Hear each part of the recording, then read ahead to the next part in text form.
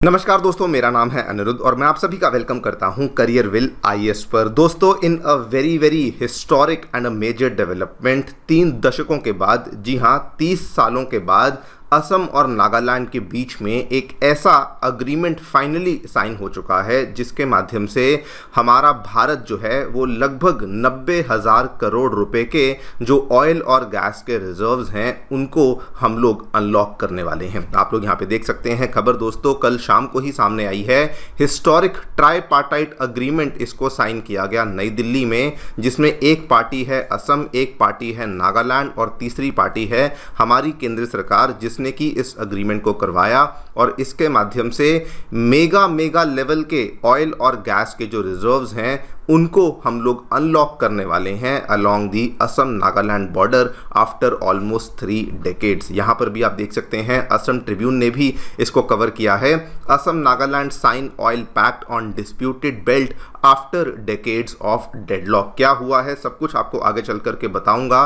क्यों इसे हिस्टोरिक कहा जा रहा है वो भी हम लोग डिस्कस करेंगे। और ये जो नंबर्स, जो ये 90 हज़ार करोड़ के नंबर्स हैं, ये नंबर्स कहाँ से आए हैं ये भी हम लोग चर्चा करेंगे। बिकॉज ये नंबर्स अमित शाह जी ने खुद, जब ये अग्रीमेंट साइन हुआ तो वहीं पर उन्होंने इन नंबर्स का जिक्र किया। लेकिन कुछ तस्वीरें हैं, सबसे पहले आप वो वाली फोटोज़ को देखिए जो कि नई दिल्ली से सामने आई हैं। ये हमारे असम के सीएम हैं, ये हमारे नागालैंड के सीएम हैं, इनको आप जानते ही हैं, इनको भी आप जानते ही हैं। ये भी आप तस्वीरें देख सकते हैं जो कि सामने आई हैं। लेकिन जो सबसे इंपॉर्टेंट तस्वीर यहाँ पे सामने आई है वो ये वाली तस्वीर है, जिसमें असम के और नागालैंड के सीएम एक तरीके से हाथ मिला रहे हैं and they are now agreeing कि हमें एनर्जी सिक्योरिटी के लिए जो आपसी डिफरेंसेस हैं उनको एक बार के लिए साइड करना होगा। सब कुछ आपके साथ मैं डिस्कस करूंगा।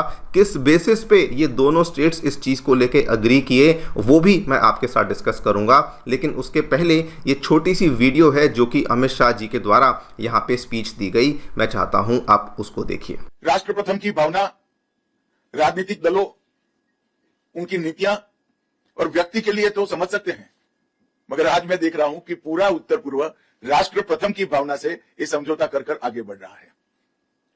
दोनों राज्यों ने, ऐसा नहीं है कि इस चीज में भी सहमति है, आशंकाएं भी है, कुछ हमारा चला जाएगा ऐसा भय भी है, भाव भी है, परंतु दोनों राज्यों ने कहा, ये निर्णय किया कि अभी निर्णय जब आएगा तब आएगा, 50-50% कर भारत के तेल के उत्खनन में बाधा न बने, क्योंकि ये राष्ट्रीय संपदा है। और मुझे लगता है कि ये भाव बहुत महत्वपूर्ण है। All right, I am sure आपने वीडियो देख ली होगी। इसी पूरी डेवलपमेंट के बारे में हम लोग चर्चा करने वाले हैं दोस्तों कि क्या देखने मिला है, व्हाट वाज द बैकग्राउंड, कि क्यों अभी तक जब हमारे पास इतनी बड़ी ऑयल फील्ड्स थी असम नागालैंड बॉर्डर पे तो उनको हम लोग एक्सप्लोर क्यों नहीं कर रहे थे। और ये 90 हज़ार करोड़ का जो नंबर है, ये नंबर कहाँ से आया है, इसके क्या फ़ायदे असम नागालैंड को और ओवरऑल इंडिया की एनर्जी सिक्योरिटी को होने वाले हैं, ये भी हम लोग डिस्कस करेंगे। आइए शुरू करते हैं मेरे साथ। मेरा नाम है अनिरुद्ध। यदि आप हमें फॉलो करना चाहते हैं तो दिए गए टेलीग्राम चैनल के माध्यम से ऐसा कर सकते हैं। All right, directly coming to the news, क्या देखने मिला है दोस्तों। वेरी क्विकली, एक ट्राईपार्टाइट अग्रीमेंट, मतलब कि 3 अलग पार्टीज में अग्रीमेंट को साइन किया गया। एक है असम, एक है नागालैंड और उनके बीच में अग्रीमेंट करवाने वाली तीसरी party, that is the government of India. और ये एक हिस्टोरिक ट्राईपार्टाइट एग्रीमेंट है जिसके माध्यम से ऑयल और गैस की एक्सप्लोरेशन को हम लोग एनेबल करने वाले हैं in long disputed areas along the Assam Nagaland border. इसको हिस्टोरिक कहने के पीछे का सबसे बड़ा कारण बेसिकली क्या है कि 30 सालों से यहाँ पे कुछ भी काम नहीं हो रहा था। आप यहाँ पे देख सकते हैं, ये हमारे नॉर्थ ईस्ट की सिस्टर स्टेट्स का जो पूरा का पूरा मैप है। इसमें असम और नागालैंड का जो बॉर्डर है ये अच्छा खासा बॉर्डर है, if I am not wrong, ये काफ़ी अच्छा 400-450 किलोमीटर से ज़्यादा का बॉर्डर हमें देखने को मिलता है। और अभी जो अग्रीमेंट यहाँ पे साइन किया गया है इसके बेसिस पे more than 1000 square kilometres of land को हम लोग ओपन करने वाले हैं, जिसमें कि अप्रॉक्सीमेटली 6 बड़ी ऑयल फील्ड्स हैं जिसके अंदर एक्सप्लोरेशन को शुरू करने वाले हैं। क्या इसकी डिटेल्स हैं उसके बारे में चर्चा करूंगा, लेकिन थोड़ा सा आपको ब्रीफ यहाँ पे बैकग्राउंड बता देता हूं दोस्तों। असम और नागालैंड का जो बाउंड्री डिस्प्यूट है ये कोई आज का डिस्प्यूट नहीं है, ये 1963 से ही चलता आ रहा है। अगर आप ध्यान से देखें देखें तो 1963 से ही यहाँ पे टेरिटोरियल क्लेम्स को लेके जो है वो दावेदारी चलती आ रही है, लिटिगेशन और एडमिनिस्ट्रेटिव डिस्प्यूट्स चलते आ रहे हैं। विशेष रूप से जो बॉर्डरिंग एरियाज हैं वहाँ पे कई सारे सिक्योरिटी कंसर्न्स भी देखने को मिलते थे, जिसकी वजह से कोई भी ऑयल कंपनी वहाँ पे इन्वेस्ट करने में इंटरेस्टेड होती ही नहीं थी। नाउ वैसे तो ये डिस्प्यूट बहुत लंबा, बहुत ही एक्सटेंसिव डिस्प्यूट है और इस छोटी सी वीडियो के माध्यम से मैं उसको एक्सप्लेन नहीं कर सकता हूँ, लेकिन वेरी वेरी क्विकली अगर आपको बताना चाहूँ, बेसिकली ये वाला जो डिस्प्यूट है असम नागालैंड का जो ये बॉर्डरिंग एरिया आपको देखने को मिलता है, जिसमें कि असम के कुछ गांव आते हैं, जैसे कि कुछ सिटीज आती हैं, कार्बी आंगलोंग गोलाघाट हुआ, उसके बाद जोरहट हुआ, सेवासागर हुआ, और इधर अगर मैं नागालैंड की तरफ से बात करूं तो पेरेन आता है, दीमापुर आता है, वोखा आता है, लोंगलिंग और मोखोचुंग,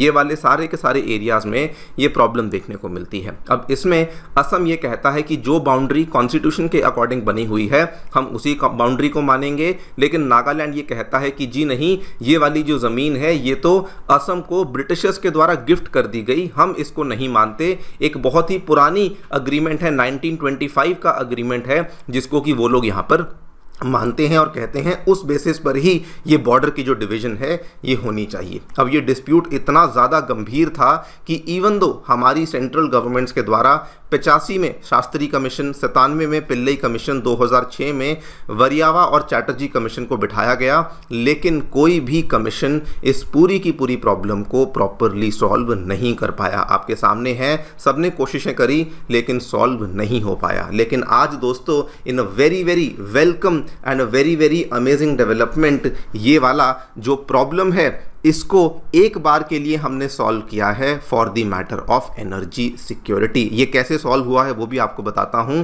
इसमें 6 आइडेंटिफाइड डिस्प्यूटेड ऑयल और गैस फील्ड्स हैं जहां पे एक्सप्लोरेशन को रोका गया था, और union home minister Amit Shah ji का खुद का ये कहना है कि आज की डेट में जिनकी एग्जिस्टिंग एक्सट्रैक्शन कैपेसिटी केवल 1500 बैरल्स पर डे की है, इसको बढ़ाया जा सकता है टू ऑलमोस्ट 10 फोल्ड, मतलब कि 15,000 बैरल्स पर डे की कैपेसिटी आपको एक एक वेल में देखने को मिलेगी, जिसकी वजह से एक एक फील्ड में से आप 15,000 करोड़ का जो आउटपुट है उसको निकाल सकते हैं। मतलब कि अगर आप इसको 6 से गुना करें तो कुल मिला के 90,000 करोड़ के आसपास का आउटपुट है, जो कि आपको इन 6 फील्ड्स में देखने को मिल सकता है। नाउ यहां पर क्या ये पूरा का पूरा बॉर्डर डिस्प्यूट सॉल्व हो गया है? जी नहीं, असल में एक बहुत ही प्रैक्टिकल और प्रैग्मेटिक अप्रोच को फॉलो किया गया है, बिकॉज सेंट्रल गवर्नमेंट ने ये कहा कि जब तक ये वाला बॉर्डर डिस्प्यूट सॉल्व नहीं होता, ऐसा करते हैं कि इस एरिया में ऑयल और गैस की एक्सप्लोरेशन की शुरुआत कर लेते हैं,